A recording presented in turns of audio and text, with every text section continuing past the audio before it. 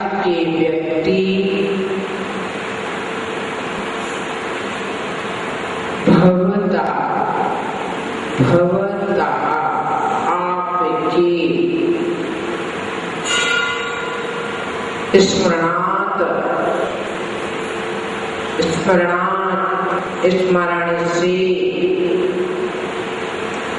स्मरण से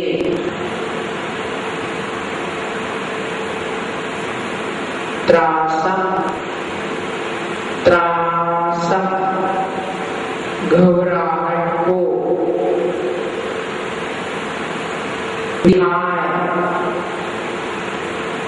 छोड़कर व्रजंती किनारे पर चले जाते हैं।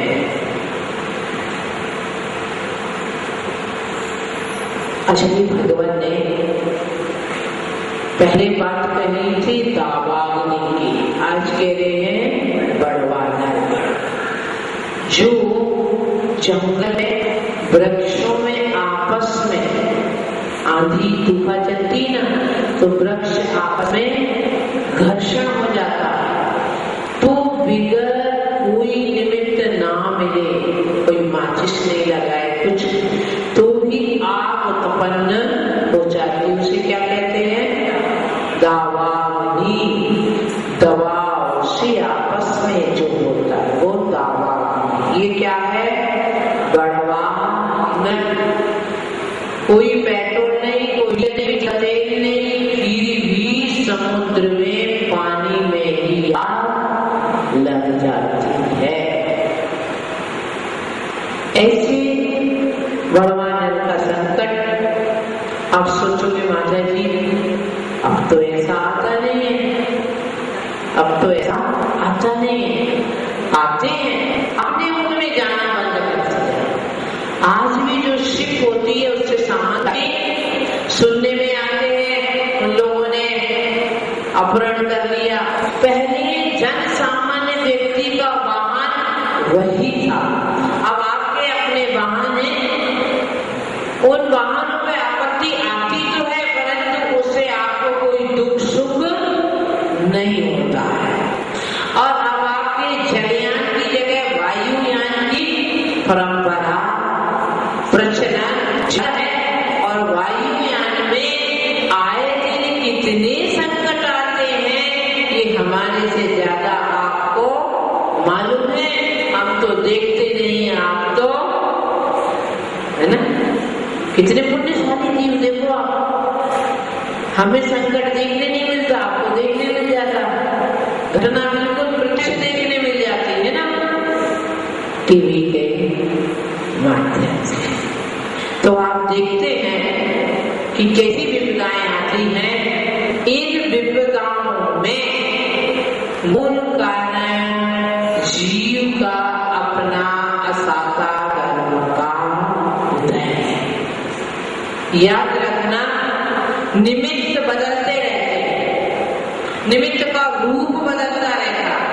एक निमित्त के साथ कई निमित्त हो सकते हैं, परंतु जब तक हमारा अशुभ कर्म का उदय नहीं है, कोई हमारा बाल बांका नहीं कर सकता। और जब पाप कर्म का उदय आता है तो कोई कितना प्रयास तो करता है, परंतु कोई फल नजर नहीं आता। फिर तो माता जी हम पाछू मार के बैठेंगे नहीं। पाप भी आपके पुरुषार्थ का फल है। पाप किसके पुरुषार्थ में दिया? पाप आपको मैंने दिया, भगवान किसने दिया पाप? जब पियर से आए थे, साड़ी के साथ मिला था, बेटे की ससुराल से मिला, तो फिर कहां से मिला? बाजार से लाए। अरे क्या हुआ? बरसात में पानी के साथ गिरा, आया कहां से? हमारी अशुभ भावनाएं, अशुभ आचरण परिणाम स्वरूप पाप बंद हुआ। इसका अर्थ क्या हुआ? पाप हमने ही बांधा है, तो इस पाप को नष्ट भी हम ही कर सकते हैं। और जब पाप मानने की क्षमता हमारे में है तो पुण्य मानने की क्षमता भी हमारे में। आपके मन में प्रश्न उठेगा कि माता जी अभी तो आपने कह दिया कि पाप कर्म का उदय है तो कोई कुछ नहीं कर सकता, तो वे हाथ पर हाथ रख के बैठ जाए क्या?